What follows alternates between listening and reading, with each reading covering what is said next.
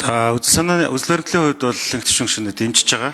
Тэгэхэд таны яг энэ хуулийн төсөл боловсруулахад Австрали, Герман гээд олон улсын жишгийн талаар бас энэ үндэслэл хэсэгтээ оруулсан байсан. Жишээлбэл одоо Японы парламентын танхимын үйл ажиллагаатай танилцж байхад яг тухайн хуралдаан болж байгаа цаг мөчид Японы парламентын үйл ажиллагаанд оролцож байгаа. Эсвэл одоо тухайн одоо тэрийн үйл эрхлэн явуулж байгаа ордонд байгаа хүмүүсийн эрт эднэргээ гараад ирдэг.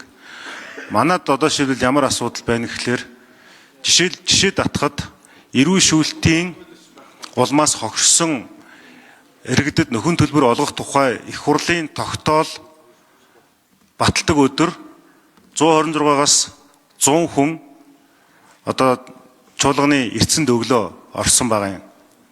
За тэгэнгүүт яг санал хураалтан дээр энэ танхимд 60 хүн байсан. 60 хүн байнгут 40 хүн танхимд байхгүй. Танхимд байгаа 60 хүн жаруулаад дэмжиж одоо товчлоороо дарсан байгаа юм. Гингүүт тэнд яаж нэхлээрээ үр дүнд нь тухайн тогтоол 60% саналаар батлагдчихж байгаа юм. Уг нь бол эн чинь бол энэ танхимд байгаа хүмүүсийн бүх хүмүүсийн саналаар батлагдж байгаа ч гэдэг ч юм уу. Тэгэхээр ерөнхийдөө бол яг ингээд энэ асуудлуудыг ингээд нарийсгал зохицуулт хийхгүй бол бас болохгүй байгаа. Нөгөө талаасаа зөвхөн танхимд одоо товчлуур дарж амаар саналаа илэрхийлж байгаа нь манай их хурлын гишүүд чинь нөгөө дахин сонгогдохоо бодоод ч юм уу маш популизм хийдэг. Тэгээ ингээд ажиглаж байхад бол нэг асуудал дээр 40-50 хүн асуулт асуух, түүний араас 10-20 хүн үг хэлэх тохиолдлууд байдаг. Ажиглаж байхад яг ингээд нэг асуусан асуултыг бусад гишүүд нь сонсоогүй байдлаар давтан асуугаад тэгээ тэн дээр нь хариулж байгаа хүмүүс нь давтан хариулаад явцдаг.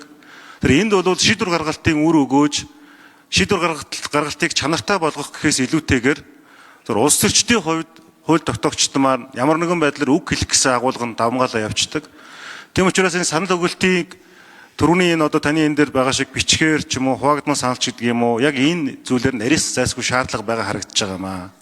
Энэ үүднээс бол парламентын үйл ажиллагааг үр өгөөчтэй нэмээд бас байнгын хорооны үйл ажиллагааг үр өгөөчтэй зохицуултыг нарийсгахад энэ одоо дэгийн тухай хууль бол дэмжүүштэй гэж үзэж байгаа юм аа. Харин зөвхөн хилцэх асуудал нь ингээд дэмжигдэн явсны дараагаар дотор нь бас ингээд зарчмын шин чанартай зүйлсүүд байна. Ялангуяа олон улсын парламентын засаглал хөгжсөн орнуудаас авах Монгол орны онцлог тогтсон байдлаар бас авах зүйлс байгаа.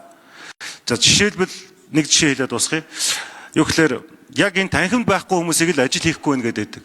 Тэр ч үднээс ерөнхийлөгчийн нөгөө хурлын гишүүнийг эгүүлэн татах хууль орж ирэхдээ 30% гэдэг санал өгөлтийн болон эцсийн квот ороод ирдэг. Гэтэл зайлшгүй нөхцөл байдал дээр тойрог дээр ажиллах, тэр нь чөлөө авч амжаагүй болцсохгүй ажиллах ч гэдэг юм уу ийм зүйлүүд бол гардаг. Тэр энийг бол яг ингээд танхимаар хэмжих гэхээс илүүтэйгээр яг ухаалгаар яаж хэмжиж болох вэ гэсэн. Жишээлбэл онц байдал зарлах ч гэдэг юм уу, цагийн байдал үүссэн тохиолдолд яах вэ гэдэг ч гэдэг юм уу.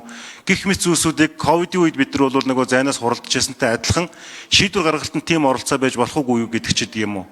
Ийм зүйлүүдийг нарийсах хэрэгтэй байна гэж үзэж байгаа. Тэгэхээр танаас асууж байгаа асуулт нь болохоор яг одоо энэ дээр бусад улсуудын парламентын жишг хөгжсөн орнуудад яг ямар зохицуулт байгаа бөгөөд Монгол улсад зайлшгүйгээр энэ нь өөрөө дэгийн тухай хуулинд өөрчлөлт оруулах үндсэл болсныг тайлбарлаж өгөхгүй юу? За үгэлжлээ. Батбаатар гişүн асуултаас асууя. Алга байна. Сархатын Зулфгаар гişүн асуулт.